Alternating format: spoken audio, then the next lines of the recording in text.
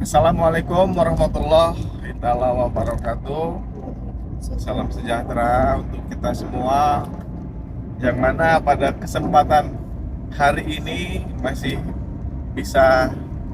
diberi kenikmatan, kesehatan, dan umur yang panjang oleh Allah Subhanahu wa Ta'ala, Tuhan yang Maha Kuasa. Amin. Nah, hari ini tanggal 12 Januari 2023, hari Kamis tepatnya. Kita sedang dalam perjalanan ke pengadilan, tepatnya pengadilan negeri Kalianda. Apa agenda kita hari ini? Agenda kita hari ini persidangan perkara nomor 40 di Pengadilan Kalianda tentang perbuatan melawan hukum, yaitu agendanya pembuktian surat. Oh ya. Hari ini jadi kita pembuktian surat, rekan-rekan, yang mana pada pembuktian surat memang kita sebagai penggugat ya, agar lebih dahulu untuk membuktikan terkait dalil-dalil yang ada dalam poin-poin gugatan kita. Nah, sehat semua ya hari ini ya? Alhamdulillah sehat. Kebetulan kita sedang di tol ini, rekan-rekan. Oke, pada kesempatan kali ini sambil kita mengisi kosongan di jalan sambil menuju kita ke lokasi sidang,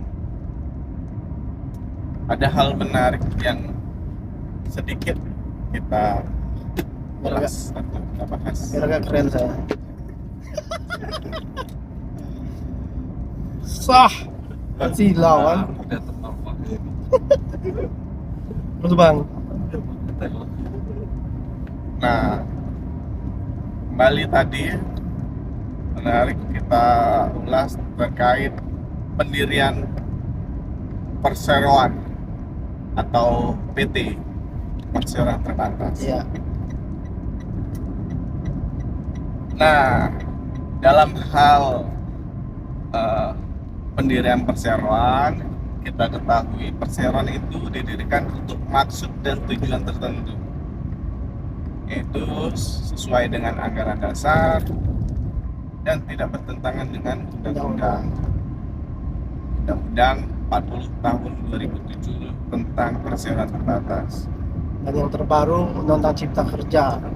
Nah, yang terbaru ini Perpu Cipta ya? Kerja, karena Dibatalkan ya. Undang-Undang Cipta Kerja sebagaimana kita ketahui sudah di dalam Perpu yang sekarang sudah tidak berlaku. Artinya Undang-Undang Cipta Kerja tidak berlaku secara konstitusional. Nah, kembali kita membahas pendirian PT. PT didirikan oleh dua orang atau lebih, yang mana dalam kapasitasnya selaku direksi dan komisaris. Nah, dalam PT terdapat organ, yaitu organ perseroan, terdiri dari pemegang saham, direksi, dan komisaris.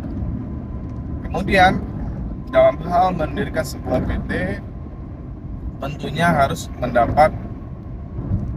melengkapi syarat-syarat yang telah ditentukan dalam undang-undang. Nah, undang-undang PT menyebutkan bahwa setiap pendirian PT harus dituangkan dalam atau diaktakan dalam akta notaris, yang mana akta notaris tersebut untuk pendirian PT artinya kan akta pendirian tadi ya. Kemudian setelah diaktakan, dilengkapi syarat-syaratnya oleh notaris, dalam hal ini yang melengkapi syarat-syarat, kemudian diajukanlah ke Menteri Hukum dan HAM atau Kementerian Hukum dan HAM di bidang Dirjen AH. Nah, setelah mendapat Pengesahan. persetujuan oleh Menteri, dikeluarkanlah surat persetujuan oleh Menteri, barulah perseroan terbatas itu berlaku secara sah secara badan. Nah, untuk dalam PT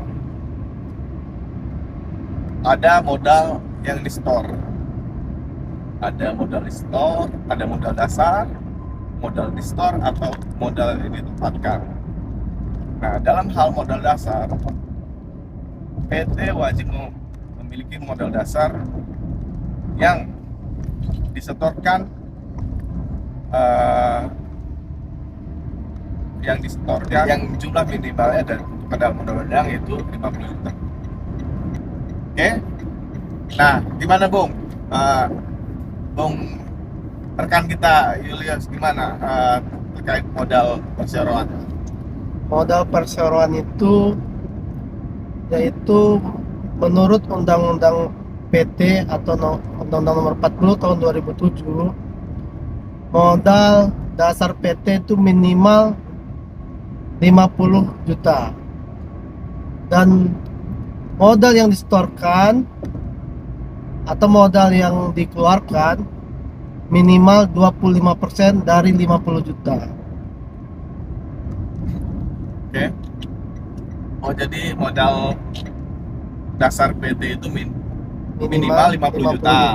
Akan tetapi boleh disetorkan sejumlah 25% minimalnya. Jadi kalau seumpamanya kita katakanlah kita mendirikan PT dengan modal dasar 50 juta, Ya, dan wajib. kemudian 50 juta itu terbagi dari Lembar saham. terbagi dalam lembar saham. Oke. Nah, dari lembar saham itu kita setorkanlah senilai 25% yang dikeluarkan berdasarkan sesuai dengan lembar saham nanti yang akan dikeluarkan.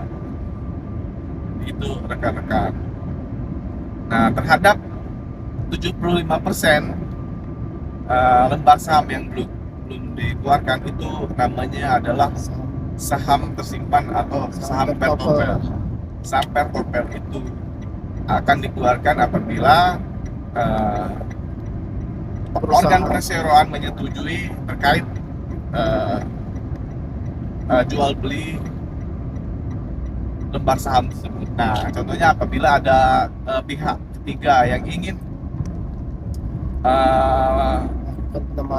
melakukan penambahan modal terhadap perseroan dan dia ingin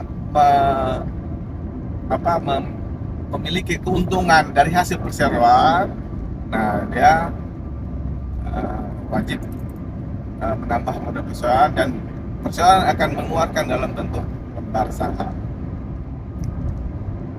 Dan itulah yang menjadi berapa yang disetorkan oleh pihak ketiga tersebut. Ya, disitulah bagian dividennya. Ya, dividen perseroan atau keuntungan. Nah, dividen itu biasanya akan dibagikan per tiap tahun.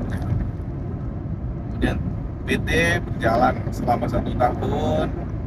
Bila dia mendapatkan keuntungan, akan dilakukan RPS untuk membagi keuntungan kepada tiap-tiap pemegang saham. Seperti itu kurang lebihnya rekan-rekan. Kurang lebih kita sebelumnya tentang pendirian BT.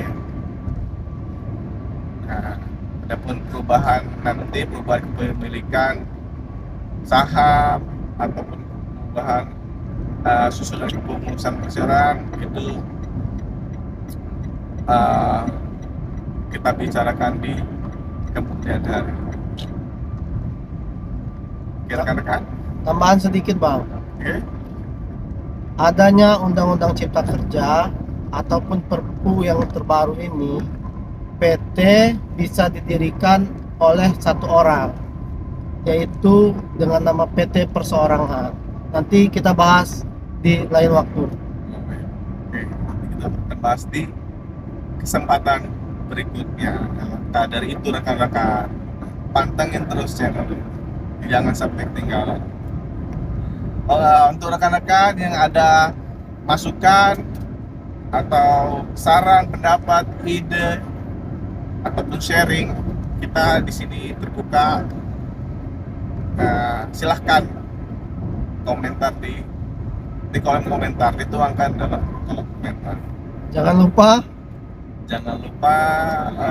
subscribe channel kami. Oh, Oke rekan-rekan, sekian dari kami.